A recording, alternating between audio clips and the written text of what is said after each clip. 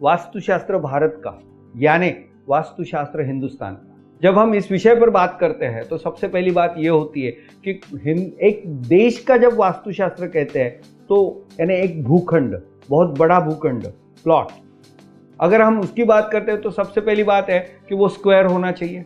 हिंदुस्तान के नक्शे के और अगर आप देखोगे तो वो स्क्वायर है ही नहीं। वहाँ पे नॉर्थ ईस्ट में कट है, साउथ ईस्ट, साउथ वेस्ट, और नॉर्थ वेस्ट में भी 1947 के बाद कट निर्माण हुआ है। इन 4 प्रमुख उपदिशाओं में कट की वजह से इस देश को निश्चित रूप से वास्तुशास्त्र के आधार पर काफी बड़ी हानि पहुंची है। अगर हम डिटेल में देखना चाहें तो सबसे पहली बात, नॉर्थ ईस्ट जो सबसे हल्की होनी चाहिए, जहां पे ढलान होनी चाहिए, वहां पे हिमालय जैसा बहुत बड़ा पर्वत आ गया। अब नॉर्थ ईस्ट हेवी हो गया है। जब नॉर्थ ईस्ट हेवी हो जाता है तो प्रगति, समृद्धि पूर्ण रूप से ठप हो जाती है। शुक्र है कि उस नॉर्थ ईस्ट रीजन में काफी सारे मंदिर है, काफी सारे हमारे ऋषि मुनियों ने यहाँ पे तपस्या की है। उत्तर, ईशान और पूरब में हिंदुस्तान की सबसे बड़ी नदियां वहीं पे है, तो कुछ हद तक वाटर एलिमेंट यहाँ पे है, अध्यात्म है, जिसकी वजह से मैं कह पाऊंगा कि हिंदुस्तान बर्बादी से बचकर काफी अच्छी प्रगति करने में सफल हो पाया है। दूसरी ओर पूरब बहुत ही अच्छा एक्सटेंडेड है और वहां पे वाटर बॉडी है, तो उसकी वजह से वो प्रवेश द्वार कहा जाता है प्रगति का और कनेक्शंस का। इसी वजह से हिंदुस्तान के दुनिया भर में, चाहे वो पूरब की ओर या पश्चिम की ओर, बहुत ही अच्छे पैमाने पे कनेक्शंस, रिलेशंस बन पाए हैं।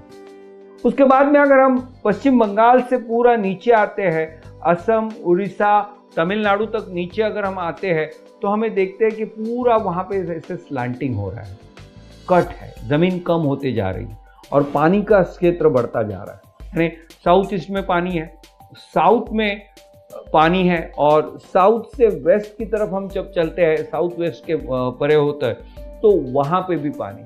साउथ ईस्ट का पानी हमारा अनप्रोडक्टिव एक्सपेंसेस बढ़ाता है, हर काम में डिले और ऑब्स्टेकल्स लाता है। इसी की वजह से हिंदुस्तान में भ्रष्टाचार की वजह से कोई भी योजनाओं की सफलता हमें पूर्ण रूप से नहीं मिल पाती। तो दूसरी ओर साउथ में पूरी जमीन कम होना, यानी 90 डिग्री ना होना, और उसके वजह से वहाँ पे पानी और कम जमीन, इसका कारण इस देश की शांति और इस देश का आत्मविश्वास में कमी आने का कारण वो हो चुका है। दूसरी ओर अगर हम देखेंगे तो केरला, कर्नाटक, गोवा और महाराष्ट्र तक पश्चिम यानी साउथ वेस्ट और वेस्ट का किनारा देखते हैं तो वहाँ पे भी ज़मीन कम होती है, ज़मीन में कट्स है और पानी का प्रभाव ज़्यादा है। साउथ वेस्ट देश की स्टेबिलिटी के ऊपर काम करता है।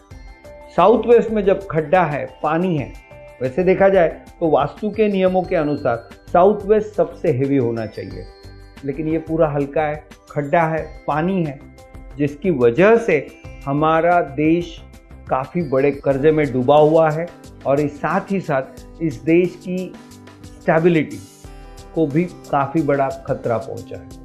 दूसरी ओर पश्चिम में मुंबई का अस्तित्व, यानी पुष्पदंत के रूप में गेटवे ऑफ इंडिया जैसा हिंदुस्तान का एक प्रवेश द्वार, जो पश्चिम में पूर्ण रूप क्षितिज तक ओपन होना निश्चित रूप से एक बहुत बड़ा पॉजिटिव पॉइंट माना जाता है, जिसकी वजह से गजलक्ष्मी के रूप में यहाँ पे धन संपत्ति आती है और इसी कारणवश मुंबई हिंदुस्तान की आर्थिक राजधानी बनती है।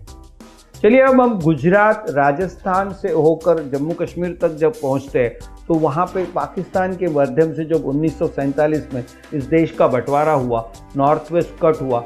जैसे ही नॉर्थ वेस्ट कट होता है तो वहाँ पे अशांति और अशांति के साथ लड़ाई झगड़े और इसकी परिसीमा साउथ वेस्ट और साउथ ईस्ट का पानी आपको आतंकवाद तक लेके जाता है। तीसरी ओर मैं आपको बात करूंगा कि हिंदुस्तान की राजधानी, यानी घर के मुखिया ने, देश के मुखिया ने साउथ वेस्ट में बैठना चाहिए, लेकिन हमें यहाँ पे सैकड़ों वर्षों से हिंदुस्तान का मुखिया हस्तिनापुर यानी आज की नई दिल्ली में उत्तर में बैठा है। इसी वजह से उनका प्रभाव, इनका नेतृत्व, इनकी लीडरशिप, उनकी स्टेबिलिटी अच्छी तरह से नहीं बढ़ पाती है नहीं विकसित हो पाती है और उसी वजह से देश की प्रगति में भी बहुत बड़ी बाधा आती है। दोस्तों, इसी वीडियो के माध्यम से मैं यही विचार प्रसारित करना चाहता हूं कि इस देश की राजधानी साउथ वेस्ट के एक्सिस पे, यानी कहीं बैंगलोर के आसपास अगर हम वहाँ पे विकसित करें तो इस देश का नेतृत्व बहुत ही स्ट्रांग होगा और इस देश का बोलबाला पूरे दुनिया में बहुत बड़े पैमाने पे विकसित हो सकता है। इन्हीं शुभकामनाओं के साथ नमस्कार। आप देखिए इंडिया के बेस्ट एस्ट्रोलॉजी